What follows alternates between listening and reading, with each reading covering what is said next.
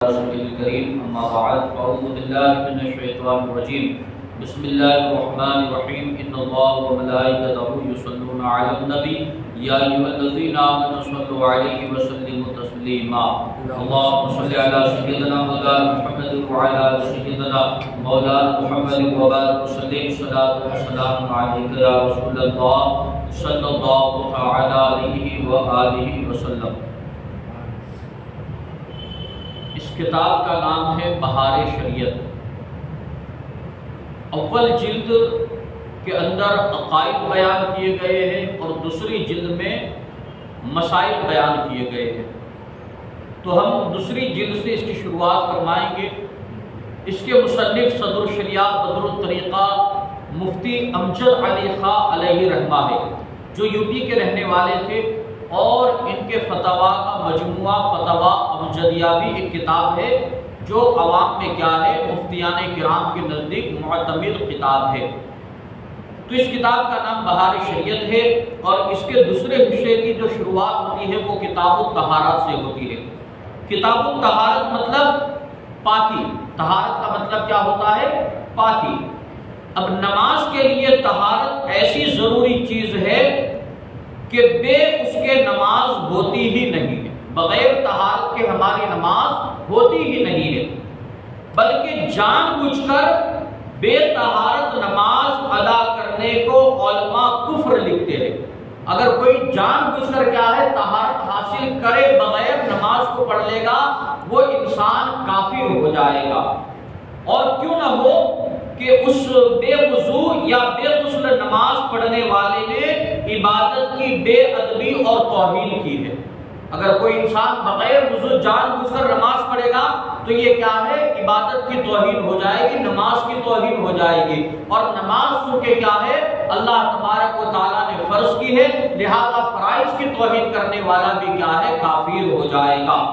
نبی کریم صلی اللہ تعالیٰ علیہ وسلم ارشاد فرماتے ہیں کہ جنت کی کنجی نماز ہے اور نماز کی کنجی طہارت ہے۔ جنت کی چابی کیا ہے؟ نماز ہے، اور نماز کی چابی کیا ہے؟ پاکیزگی حاصل کرنا، طہارت حاصل کرنا ہے۔ اس حدیث کو امام احمد نے جابر رضی اللہ تعالیٰ عنہ سے روایت کیا کہ ایک روز نبی کریم صلی اللہ علیہ وسلم صبح کی نماز میں سورہ روم پڑھتے اور متشابہ لگا۔ حضور نے کیا ہے فجر کی نماز میں سورہ روم کی تلاوت فرمائی، اور کیا ہے اس کے اندر آیت متشابہات ہے، تو آقا کائنات صلی اللہ علیہ وسلم کو کیا ہے تشابہ ہوا، یعنی قرآن میں ایک جیسی آیتیں کیا ہے کئی مقامات پر ہے، تو حضور کچھ پڑھنا چاہتے تھے اور کیا ہے حضور نے کچھ پڑھ دیا۔ تو بعد نماز حضور نے ارشاد فرمایا کہ کیا حال ہے ان لوگوں کا جو ہمارے ساتھ نماز پڑھتے ہیں اور اچھی طرح طہارت نہیں کرتے، انہی کی وجہ سے امام کو قرات میں شبہ پڑتا ہے۔ امام جو قرات میں بھول جاتا ہے یا کیا ہے اسے شبہ پڑتا ہے، لہذا یہ کس وجہ سے ہوتا ہے؟ کیونکہ کیا ہے مقتدیوں میں بعض مقتدی ایسے بھی ہوتے ہیں جنہوں نے کیا ہے کامل طور پر طہارت حاصل نہیں کی ہوتی، جس کی وجہ سے کیا ہے امام قرات میں غلطی کر بیٹھتا ہے۔ تو اس حدیث کو نسائی نے شبیب بن ابی روح سے انہوں نے ایک صحابی سے روایت کیا، تو پتہ کیا چلا کہ جب بغیر کامل طہارت نماز پڑھنے کا یہ وبال ہے تو بے طہارت نماز پڑھنے کی نحوست کا کیا پوچھنا۔ اگر کوئی ادھوری طہارت حاصل کرے تو نماز میں غلطی جانے کا شبہ ہے، تو جو سرے سے طہارت حاصل ہی نہ کرے تو پھر کیا ہے اس کے اوپر کتنا وبال نازل ہوگا۔ ایک حدیث مبارکہ میں طہارت کے تعلق سے یہ بھی ارشاد فرمایا کہ طہارت نصف ایمان ہے۔ طہارت حاصل کرنا، پاکیزگی حاصل کرنا یہ کیا ہے؟ آدھا ایمان ہے۔ اس حدیث کو ترمذی نے روایت کیا اور یہ بھی کہا کہ یہ حدیث کیا ہے؟ حسن ہے۔ اب طہارت کی دو قسمیں ہیں، طہارت کی دو قسمیں ہیں، ایک ہے طہارت صغرا اور ایک ہے طہارت کبرا۔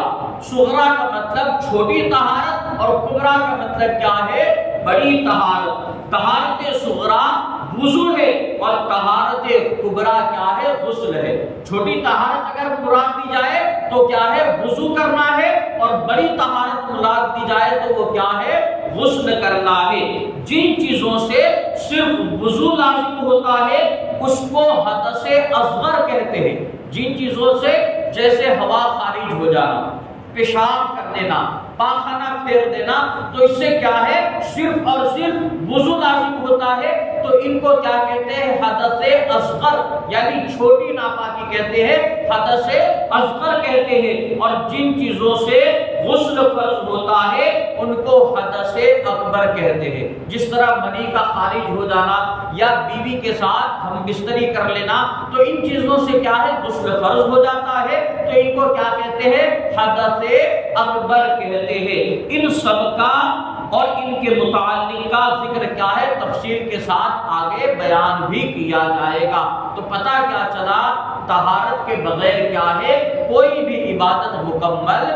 نہیں ہوتی۔ بغیر وضو کے کیا ہے؟ ہماری نماز بھی مکمل نہیں ہوتی۔ لہذا کیا ہے؟ جب نماز کے لیے آئے تو مکمل کامل طور پر کیا ہے؟ وضو کر کے آئے، جس کی وجہ سے کیا ہے؟ مکمل طہارت حاصل ہوگی اور ہماری عبادت بھی اللہ کی بارگاہ میں مقبول ہوگی۔ کل سے انشاءاللہ تبارک و تعالی وضو کے مسائل بیان کیے جائیں گے۔ رب قدیر کی بارگاہ میں دعا ہے اللہ تبارک و تعالی علم دل سمجھ کر اس پر عمل کرنے کی نیک توفیق عطا